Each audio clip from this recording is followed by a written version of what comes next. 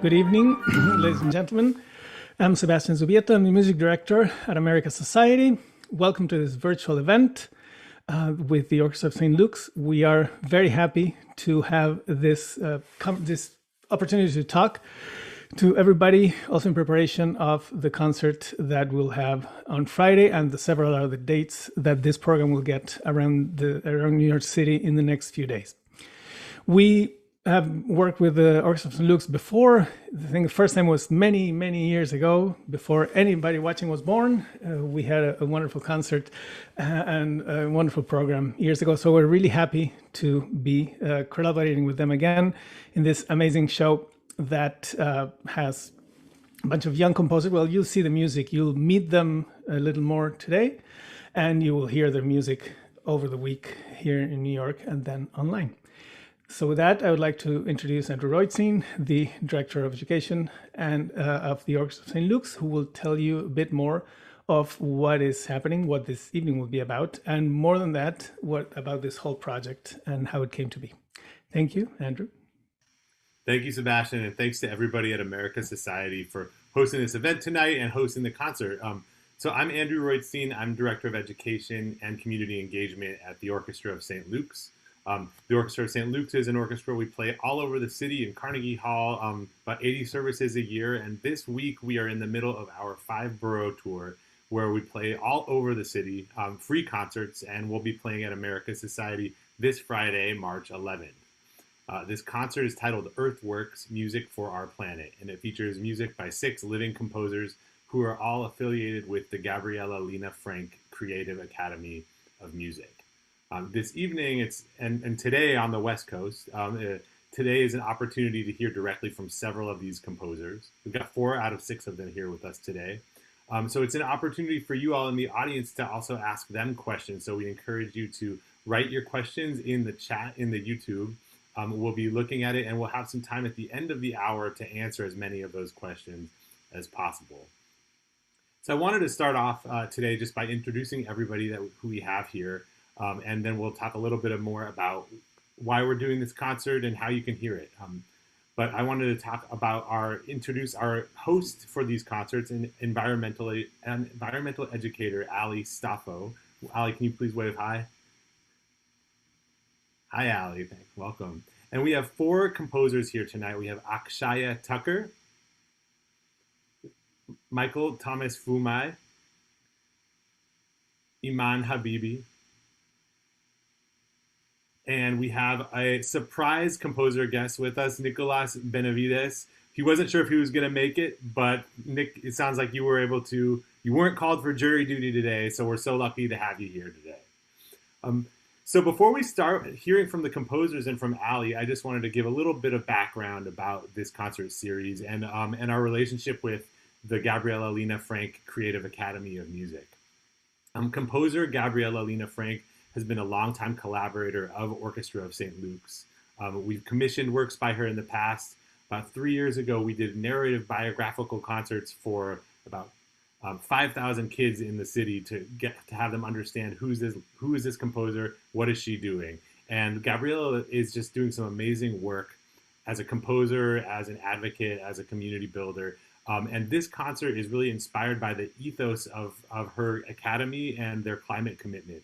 And that is really that artists can employ, I'm quoting this now, artists can employ their hard-won skill sets and overactive imaginations to message a future that is just and green again and again, to hasten cultural acceptance of the hard realities facing us all. So each of the composers here are part of this community, and you'll hear how each carries this environmental message in their music. And one way we wanted to also get this message across in our program, in addition to the powerful music by these composers, was to partner with an environmental expert. So Ali, can you tell us just a little bit about yourself and your involvement in this project? Sure, thank you so much. My name is Ali Stoffo, and I am an environmental educator based in New York City. I am a forager, meaning that I harvest wild plants for food and medicinal purposes.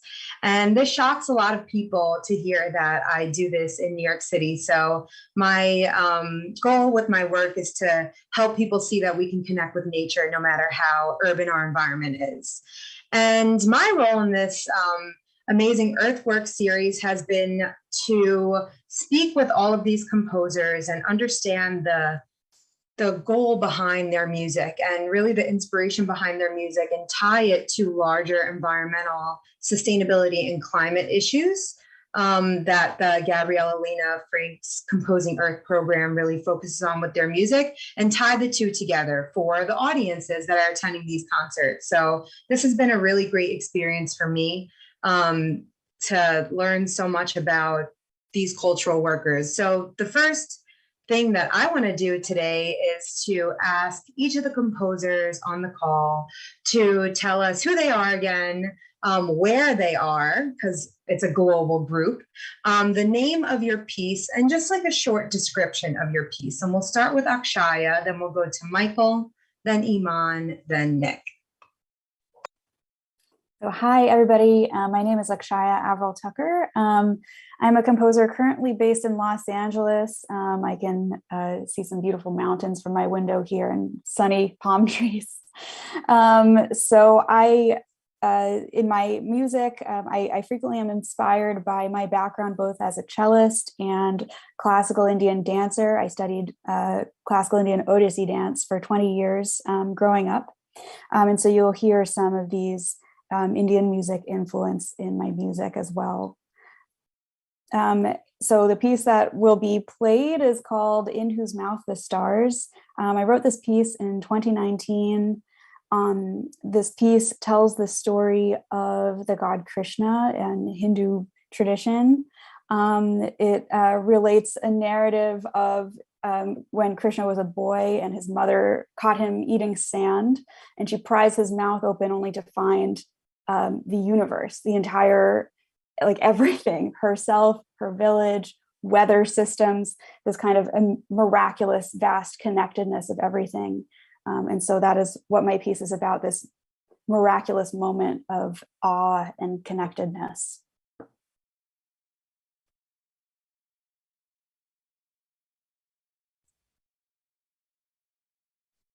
Hello, everyone. I'm Michael Thomas Kumai, and a composer based in Honolulu, Hawaii.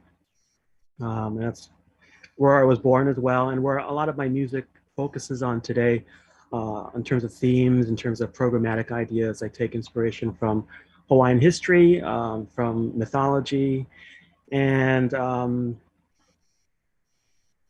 piece that's being performed is called Bang, with an exclamation point. It's takes inspiration from the Big Bang Theory, not the TV show, uh, but it's about this idea of the start of the universe. And so it starts off with a very simple idea of this kind of recurring pattern that oscillates between a half step on a piano, and it kind of grows from there, much like how we have kind of planetary life that kind of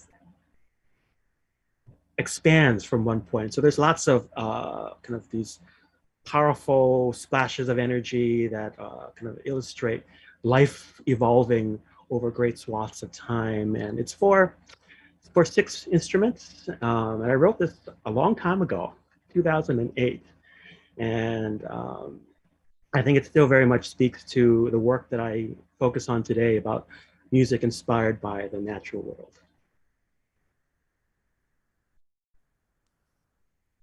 Hi, my name is Iman Habibi. I'm an Iranian-Canadian composer and pianist. I'm joining you from Toronto, Canada, or as the locals here say, Toronto. And my piece is called Ahuya Kuhi, and it's for violin and cello.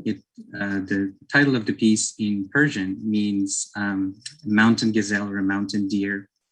And I wanted to write a piece about displacement and displacement of animals, but also people. And as I was trying to find my angle into this piece, I was shocked to discover that the oldest, or one of the oldest at least, surviving pieces of poetry written in the Persian language in the Arabic meter talks, at least at a literal level, about the idea of displacement and asks how a mountain gazelle is expected to survive away from its companions and away from its home.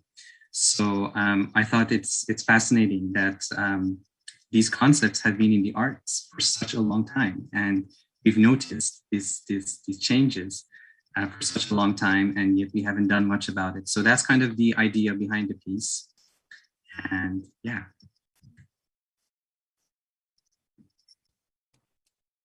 Hi, everyone. My name is Nicolas Lel Benavides, and I am also out here in beautiful, sunny Southern California, where I'm not from, but I can see trees and sunlight, and it is quite nice. I'm originally from New Mexico, and a lot of my music is focused on that part of the country and what it means to be from there. Anything cultural and environmental, I'm just so fascinated, and I love to use my art to learn more about where I come from. I generally just try to copy Michael Thomas Foumai with everything I say, just replace Hawaii with New Mexico, and it's pretty much what I wanted to say. But this piece is actually not about that, which is really thrilling to have it programmed. My piece, Recycle It, was commissioned. Also old, not quite as old. It's from 2015, but it was commissioned before I really started thinking a lot more about environmentalism, but it has all the seeds and trappings of it. I was commissioned to write a chamber piece inspired by any artwork I wanted in the De Young Museum in San Francisco, where I lived at the time. And I went, and there was this giant piece the size of a wall that was made by litter. It was made with, is by Ella Natsui. It's called Hovor 2, and it's made with little foils from liquor bottles. And it's like 30 feet wide. It's just huge.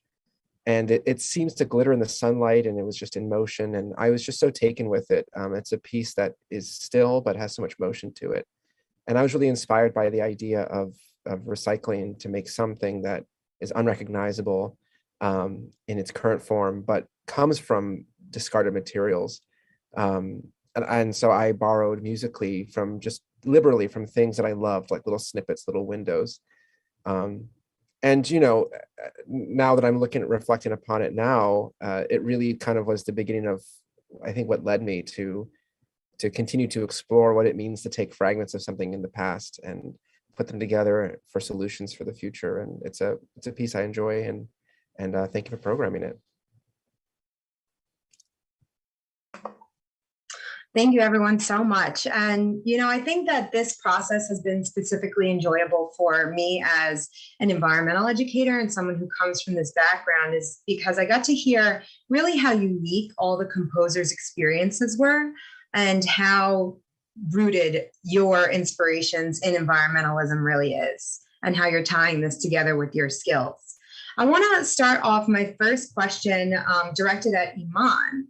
And Iman, your piece, in my opinion, was really the heaviest to me.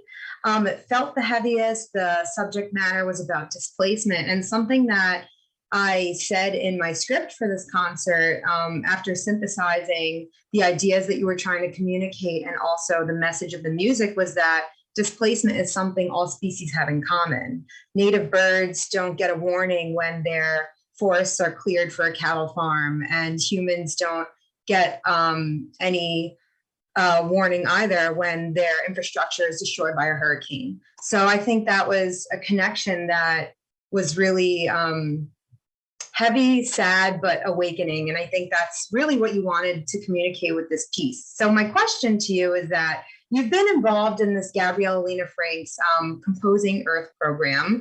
We didn't really get to talk much about that program. So I want you to tell us what that program is and what your involvement is within it. Sure, yeah. Difficult questions. There's so much to talk about this program, but I've been writing music about the environment and about climate change for about a decade now. And in hindsight, after having gone through that program, I feel like a lot of what I did is almost naive. So I wrote a piece about climate change right before that. And I think Gabriela then contacted me about this program and said, this is what we're doing, and are you interested in being a part of it? And I think one of the things that she brought up is that, so many composers of my generation, especially, and even older composers, are writing about climate change. They're interested in doing something about it. But a lot of us have a very superficial understanding of what's actually going on. Some of us may think we know a lot, but we haven't really delved deep enough to see just how alarming it is. And I think the idea of this Composing Earth is that we're educated on the science behind climate change, so we get a good grasp of what it's all about. And then we also talk amongst ourselves as to how we can go about communicating this in music. I think that's very important. That's something that is not talked about often. And that's something that I learned so much from my colleagues. First of all, what's happening in their locale, talking with Michael, or, learning about California, learning about Hawaii, and what are the main kind of concerns environmentally in their locale. And then how can you as a composer communicate that musically, and how can we actually go about making a change? So I think these are the things that we discussed. But I would say, the first few weeks of the program, we read David Wallace Wells's The Uninhabitable Earth. And it's kind of, for me, it was kind of like putting a pie on a platter, the pie of my climate naivete, and then smacking me in the face with it. I'm kind of looking back at all the pieces that I had written over the years and realizing, I'm communicating this message of hope. And I'm scouring through this book. I was like, where is that hope? There's not really much of it out there. And is it really naive to be hopeful? I think there's still room to be hopeful, but that's the kind of transformation that I feel I went through as a composer. And I've also developed much more of the language to communicate that message, I feel. So those are the important things. So as part of the program, we basically read a lot. We shared our experiences, our personal experiences on a weekly basis. And then we had monthly meetings. We spoke with a climate scientist who was kind of educating us on both the musical aspect of it, because he has some experience with music as well, and the scientific aspect of climate change. Thank you so much for that description. It's funny to hear you talk about how you felt that you were naive after learning more. And I think I relate to that a lot because, there's a saying, the more you know, the less you know. And that's really how it feels in this world of sustainability. And I think I also go through waves of hopefulness, and it's just this ebb and flow. of what you're going through. I think we all go through. A theme of this concert, of a few songs in this series, is connecting to the origins and connecting to the vastness of the universe. And that was a theme that I picked up between Michael's Bang and Akshaya's In Whose Mouth the Stars. So Michael, I would love for you to talk a little bit about your inspirations from your piece, and maybe I'll talk about what I found really cool is that you're a native Hawaiian and you were really interested in Polynesian wayfinding and how they would use the stars to guide themselves. And maybe metaphorically, this is a metaphor for we can look to our origins to guide us forward. So I think it's interesting that you wrote this piece about the Big Bang and the stars. So I'd love for you to just talk about your inspirations with space and Polynesian wayfinding and how that connects to you as an environmentalist today. Thank you, Ali, for the question. And I would be remiss to say that I'm actually not native Hawaiian. I was born in Hawaii. I have Polynesian ancestry. My father is Samoan, but I'm not native Hawaiian.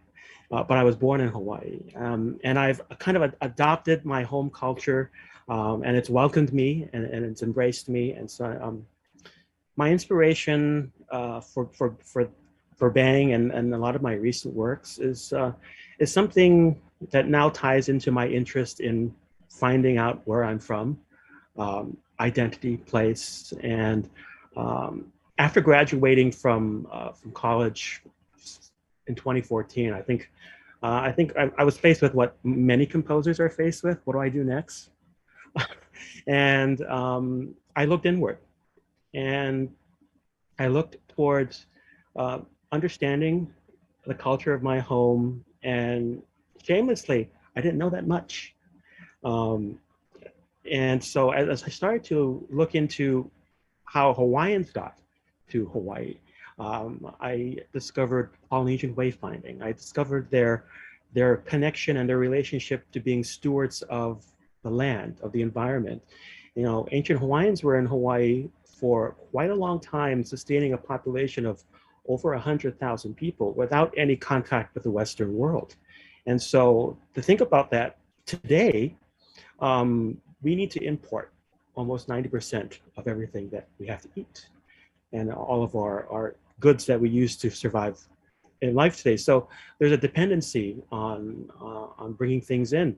And learning about this kind of indigenous knowledge again made me understand, maybe want to learn more about how we can revisit that kind of lost knowledge from the past to kind of inform our solutions for the future. And one analogy that I like to use about the stars is that for Polynesian wayfinding, they don't use any technology to navigate and circumnavigate the globe.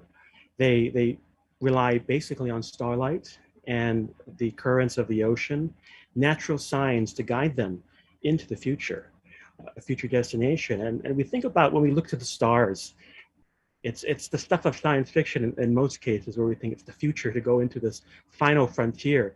But really the starlight we see is light from millions of years ago. It's our ancestors that are speaking to us, and that's kind of how the ancient Hawaiians feel. And Hawaiians are led into the future by the ancestors, by the past. And so I think this is very much the inspiration for Bang. It's the inspiration for my music today, and something that I live by too, to make living in Hawaii something that is sustainable, and also spreading that knowledge to my family, my community, and abroad.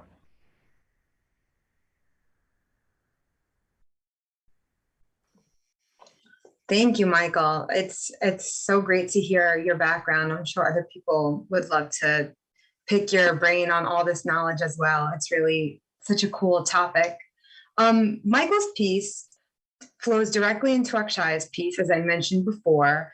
And, the themes that I picked up from the both of them is the vastness of the universe and seeking the origins. And Akshaya, you have such a unique background as a practitioner of classical Indian dance and how I'm sure that's influenced your music and especially this piece. And so something that I wrote into the description of both of your pieces here in the concert is this something about connectivity, right? That can we recall our deepest origins when we were just particles floating in molten lava as the Earth was forming, and what do we look like from the edge of our solar system? A community of people indefinitely attached. And so I would love to hear you talk about maybe this your views on connectivity, right? You chose this piece for a reason. When Krishna's mother looks into his mouth, she sees connectivity, the universe herself. Is connectivity something that's important to you in terms of being an environmentalist? Is that something you wanted to communicate with this piece? Yeah, absolutely. Absolutely. And that was such a beautiful quote that you gave just there. Yeah. I think it's so important, both as a kind of as like a regulation of our bodies with our natural environment. I think it helps me anyway to be in nature, to like regulate my nervous system on a very basic level. Is such a basic calming thing. I think that's just one way in which we're so connected, to be able to kind of align our breath with the wind or with the waves, and allow that to affect the speed of our thoughts, and how we interact in the world. So I think that's absolutely probably my first my first entry point into like environmentalism, is just through like enjoying being outside and enjoying like lying in the grass and that kind of thing. And so I absolutely want to share that through this piece, to share that kind of that wonder, that experience of connectedness, and also to ask, prompt the audience to be thinking as well of, what experiences make you feel really connected? What things come to mind? What kind of experiences spark in your imagination of things that make you feel that kind of strong connectedness with the world around you? Thank you so much, Akshaya. And my last question is going to be towards Nick. So I find that, Nick, your piece, for folks who don't know, closes out the concert. And your piece is also very glittery and playful and joyful. And when I listened to all your pieces before I spoke to you all, I picked up on that. So it was no shock that that was your intention, to bring joy and curiosity and that playfulness into this piece. And it's funny that it comes right after Iman's piece, which I felt was the heaviest and the most, the heaviest in its communication. So I would love for you to talk about approaching this piece and your views on joy and curiosity, and kind of what we spoke about, how you feel that joy and curiosity can be a propeller for change. Yeah, sure. I feel like I'm setting myself up to be proverbially pied in the face based on Iman's previous description of what's going to happen. But yeah, I mean, this piece, I was really happy it was programmed because I hadn't thought about it a lot. I feel like Iman, there was this sort of before times, before I really started putting at the foreground these things, and then the after times, the current times that we live in. The times that we live in are times of heavy displacement, of visible climate change, of pollution run amok, of emergencies, right? Of a pandemic, probably fueled by climate change. But I wasn't like that in 2015. But I'm really glad you asked the question, because I actually do really truly believe that there is a place for joy still. I mean, I don't imagine that it will be possible to do the things that we want to do based on pure grit and determination without any semblance of joy. I mean, the smallest things that can spark joy and we can connect to are things that will probably stick for us. I mean, learning to take walks, learning to plant, learning to adjust your habits ever so slightly and enjoy them, right? To bring a concrete example, but uh, um, after composing Earth, I was always pretty wary. I didn't grow up with a true air conditioner anyway in New Mexico, so I was used to being a little hotter in the summer. But then I got really proud about it, and I was like, I'm not going to use the air conditioner in LA. I just refuse. I'm going to use fans, and I'm going to use cross breezes and windows. And it kind of became like this activity. And I actually did kind of enjoy it. I would dress appropriately for the weather, even inside, and I would make cross breezes, and I would plan out how to like store colder air from the night in the house. And it's just the way I am. Like, I knew that things are dire. That's not really going to make a difference. My one misuse of an air conditioner, but the habit forming of it did actually spark a little bit of joy in me. I didn't mind the challenge, and I think all these little bits and pieces are going to come together. That's the only way that we can move forward without collapsing in despair. Also, to make art, even hard art, is very joyful, at least for me. And so even the darkest pieces that I'm working on, I find immense joy in them because it's something to connect to. I think documentaries, films, newspaper clippings, they document the time that we live in factually. But I think artists, one of our responsibilities is to document the time we live in emotionally, as to give people a snapshot of how we're feeling or how we hope to feel. And so I think all of our pieces probably connect to that in some capacity. I actually think your piece is a really beautiful balance to Iman's as well. I mean, it's a plus that we end on your piece, right? So people leave feeling a little uplifted maybe, but we may not agree that, there are always going to be messages that are grave and serious. And then there are some that are joyful, maybe even greenwashed in some sense. But I've come to think that all of it's needed. It's really all needed. And just to quote Gabriela on kind of this navigating this balance is, she said, we have lost so much, but there's still so much to save. And I think that really gets to this balance that we're just trying in this world, because joy is necessary, right? We wouldn't be able to do anything if we weren't happy, at least some of the time. So let's transition a little bit. I want you all to ask each other questions. So I'm going to call on Iman to ask the first question to whoever he chooses. Maybe he's going to come for Nick now on his views on joy, and then I'll let you I'll let you go from there. Sure, yeah. I'd ask, I mean, my question is open to anyone who wants to answer it. It's not at one specific composer. We're all operating within the parameters of this genre we call classical music, which, throughout its history has had a lot of pieces called Sonata number 5 and Symphony number 25 and Concerto in E flat major. And that trend changed a little bit in late 19th century and 20th century.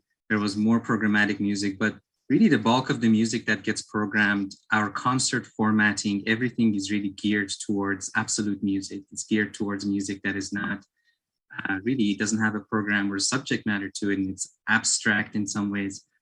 And I'm wondering how, here we are in the 21st century and we're writing music not just about a specific topic, but we're putting a spotlight on that topic and we're engaging in activism. So the thing that we're talking about is not just secondary, but is almost as important as the music, if not more important than the music.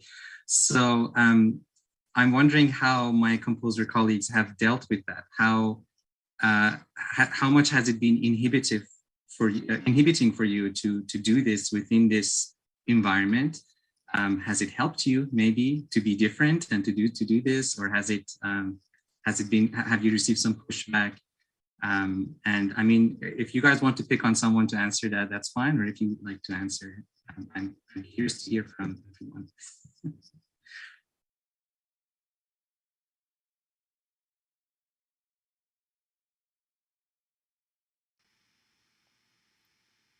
I'll pick. How about Akshaya? Would you mind answering that? Sure. I was going to ask if one of the others could answer this one. Actually, I feel like I'm just, I should mention, I am currently in the Composing Earth program right now. This is my 3rd month in it. So I feel like I'm still kind of in the tide pool of trying to figure out my own message within environmentalism. So I'm curious to hear what one of the others has to say.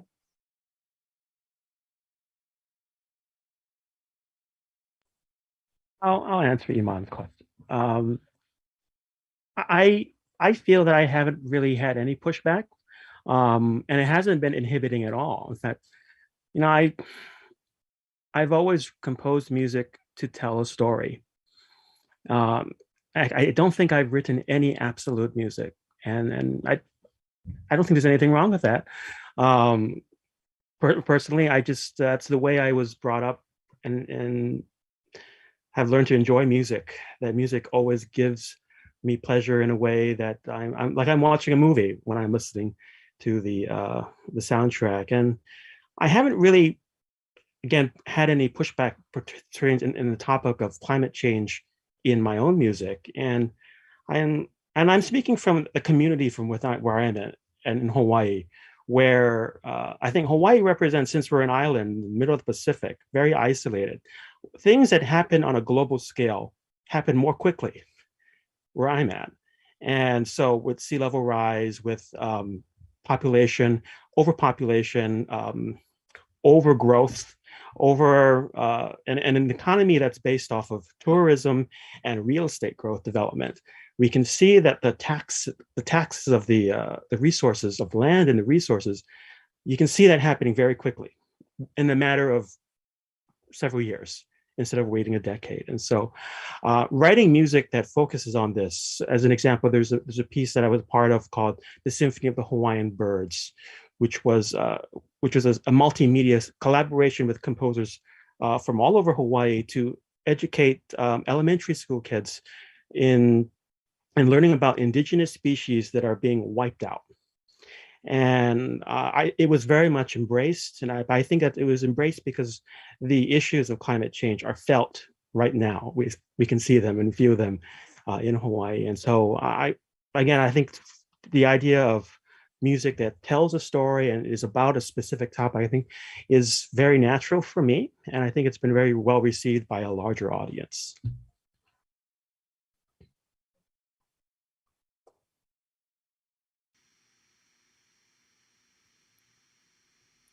And actually, Michael and Akshaya, you both mentioned your involvement in composing Earth, and I thought it actually would be a good moment to just, if you could just even just share a little bit, and this could also be to Nick or Iman, about what brought you to a little bit about what is the Gabriela Lena Frank Creative Academy of Music. I don't know if everyone here watching has heard of that just yet, but what is that? What brought you to it, and how many of you actually interacted with each other in a group? Because I know that she's hosted several different groups. So I just asked you many different questions. So I guess starting off is, what is the GLF Cam, and what brought you to that?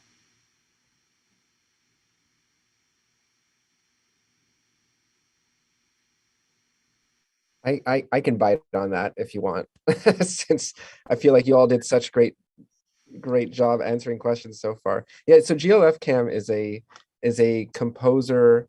We'll start off, I mean, it's so many things now. I feel like if I start to define it, it's going to probably change next week already. But it started off as the composer mentorship program by the really amazing Gabriela Lena Frank, who's just a fabulous composer, a titan on our landscape. And one thing I love about what she's doing is she's taking composers like us who are searching, I think, whether it's career, artistically, a place in the world. She seems to have a knack for finding people who are in a process of searching. And she commissions pieces and brings them sort of into this fold. It becomes an alumni network. And other programs have arisen that one can participate. It's like its own little ecosystem. There are Tidrix classes, which I've attended, anything from like hip hop, the music, like hip hop literature, to Latin American strings music. Those are great classes, to commissioning initiatives, to education programs in Boonville, where she lives. I'm sure if anybody's watching, they'll have like 3 or 4 more things from the GLF Cam fam that they could add.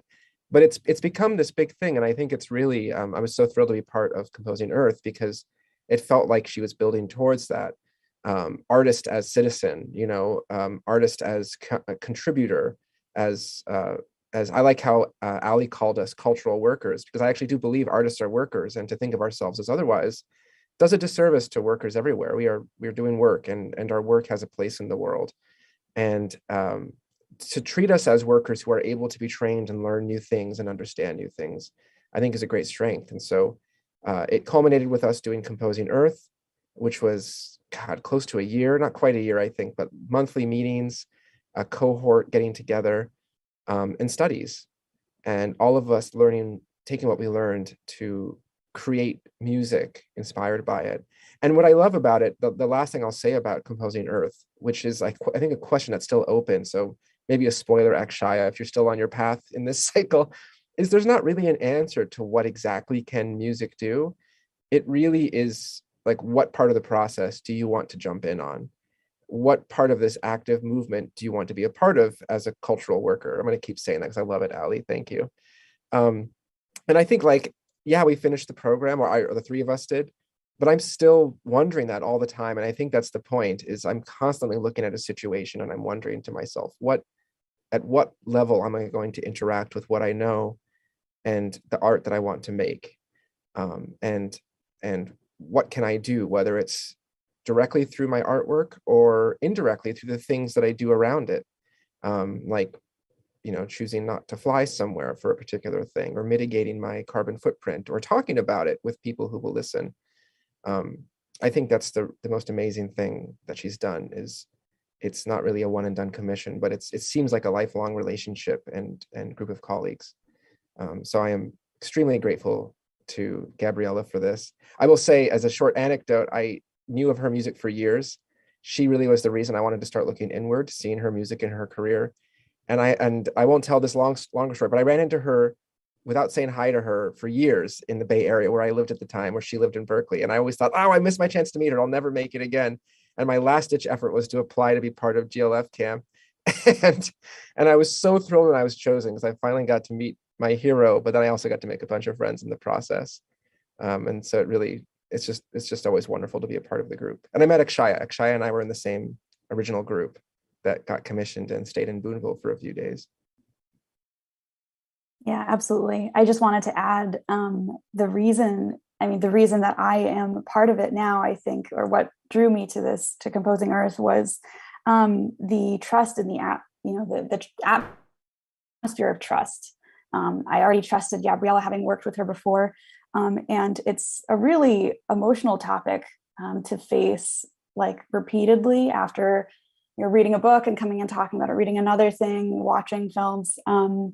It's very, it's heavy stuff, like, not gonna lie. It's really emotional, and you have to feel like you're with a group of people that, that you trust, and you're okay being vulnerable with them. And so that was really what drew me in, is that feeling that I could explore this in an atmosphere of trust. And it is true. It is a trusting environment. And so it's also, it's a reminder in moving forward, and how I speak about it with an audience or in my work in the future is, like, how can I share some of that vulnerability, whether it's through, like, my grief or my fear or my hope. Like, how can I share some of that with you all as a means of, mitigating this in the entire culture of denial. That's beautiful, Akshaya. And just something that both of you said that really resonated with me was just this idea of through this academy, or through this initiative, it's all these different sort of networks have bubbled up or been generated from that, which makes me just think about how, and Iman, I know you've talked about this a lot too, but it makes me think about what we're trying to do with this concert, which is, coming from this, ethos, and also from this kind of circle of trust that Gabriela and you all, as part of Gabriela's community, have built, and trying to think, okay, what do we do with this giant, broad subject of climate change? And something I've heard all of you talk about is this idea of building networks, and I think that's something that we're really trying to do with this concert here. First, playing all of your music. Some of these pieces were written 10 years ago. Some of them were written 1 year ago. But playing them, getting them out there, playing them multiple times, but then also bringing Ali, an environmental expert, in, and then the other thing that we are going to be doing in the concert. So anybody who's watching it's also an opportunity to meet other people who are environmental activists and advocates in the city. We're partnering with an organization called We Act for Environmental Justice, which is a New York-based organization. They've done some really amazing things in terms of influencing policies about how to better our environmental policies and pollution in the city. One of the recent things they've done, I think, is make some real progress in limiting the amount of new gas stoves in the city, because it's actually and they know about it, and Ali, you know about it, I'm sure, a lot more. It's a source of a lot of pollution in the city, and so there's new things about accessibility to electric stoves and things like that. But yeah, bringing in We Act, bringing in the Climate Museum, and bringing in our audiences who are really here to hear all these composers' music. But what we hope is that bringing all these different people together will inspire more people to take action. And what we want to do is give them a chance to, or many different avenues into how to take that action, while enjoying it and being inspired by your music and wanting to hear more of it as well.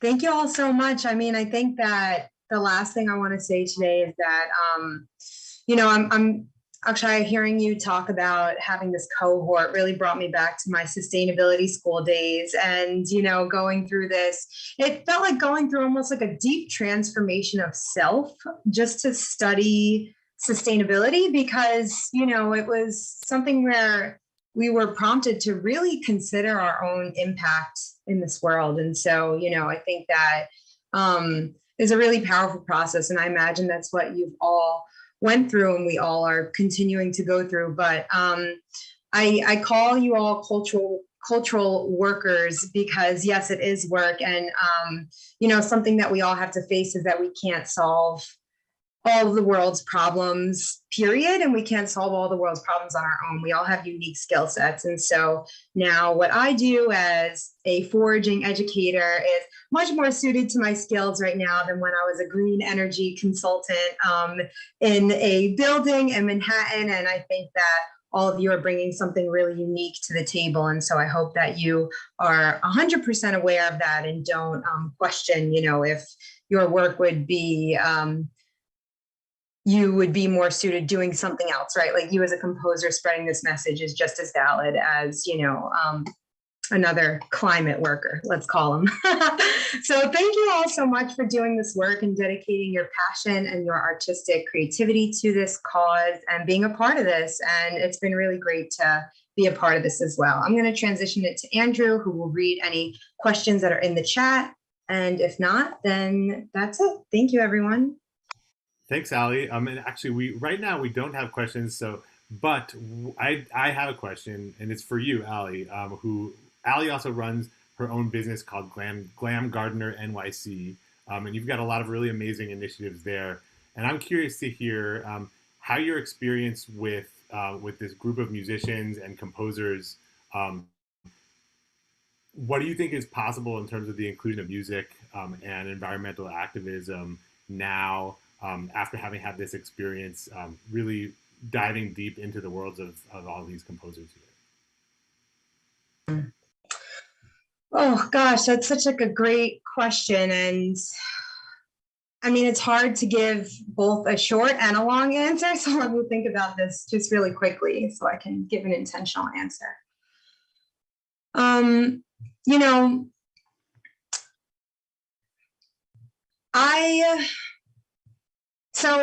I went through many stages of being a sustainability professional, let's call it. I studied sustainability. I have my bachelor's and my master's. I've studied under people who have started government organizations that are dedicated towards sustainability, right? Really incredible people. And then now I'm living in, a borough of New York City where culturally I feel that there is very little sustainability awareness just on a cultural level. So I've seen really opposite ends of the spectrum in terms of the spectrum of climate awareness, sustainability awareness, and things of that nature. I kind of will tie this to what I said just before you asked this question of that everyone has a role to play, right? So there is a role for the climate scientists to play, and there's a role for governments to play. There's a role for corporations to play, and there's a role for musicians to play, right? Because everyone is in a different place on the spectrum of where they're at in terms of coming to their role in this world as a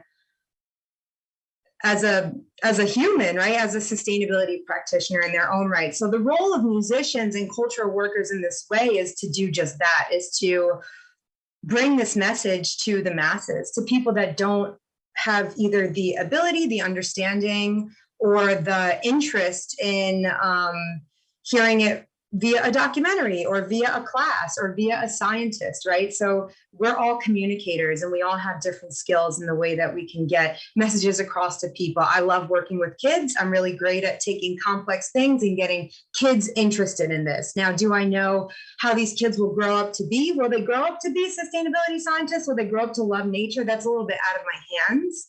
But I would like to think that all of our skills really do play a role here. And I think what the musicians and the cultural workers do is get people really thinking about this in a way that is cool, is relevant, and things do need to be cool and relevant, and not relevant in the sense where trendy relevant, but relevant to, something that our generation should be thinking about. Music plays a very big role in how we view ourselves and how we view each other. And I think it's your messengers, very powerful messengers. Thanks, Ali. And you do such a beautiful job of tying all of their stories together and communicating it to the audience. I can't wait to hear you do this again. We have 4 more concerts where you're doing this throughout this week. Just can't wait to hear the music again and hear Ali's storytelling continue throughout the week. I think we're getting about close to our time, but I did want to just name the dates of the next concerts we do on March 11th, which is Friday. We're playing at the America Society. There are a couple of other dates that our viewers can come in as well, which is March 10th in the Bronx at Hostos Center for the Arts and Culture, March 11th at America Society, March 12th will be at Snug Harbor Botanical Gardens in Staten Island at the Newhouse Center for Performing Arts, and March 13th at Brooklyn Public Library in the Grand Army Plaza. We can't wait to play at all these venues, and we're super excited to return to America's Society after a long time of not having played there. So Sebastian, thank you so much for hosting this conversation today. Thank you to all the composers and to Ali for being a part of this, and I'll turn it over to you to close out the evening, Sebastian. Thank you, Andrew. Thank you, everybody. We are very happy to have you guys on Friday. And thank you for this conversation. It was very illuminating. I really learned a lot listening from you. You said some beautiful things. It was really quote things. I liked it. It was really nice. So thank you for the poetic expressions of all this, of all that you're doing. Thank you, Ali, for the questions and moderation. Thank you, Nick, Michael, Iman, and Akshaya for being with us. I'm glad the jury didn't work out today. And thank you, Andrew, and the Orchestra of St. Luke's for being wonderful partners. It is a pleasure to work with you. And we look forward to the live concert and to see all of you live someday and to keep seeing your music and listening to it. Thank you very much. Thanks. See you all soon. Thank you.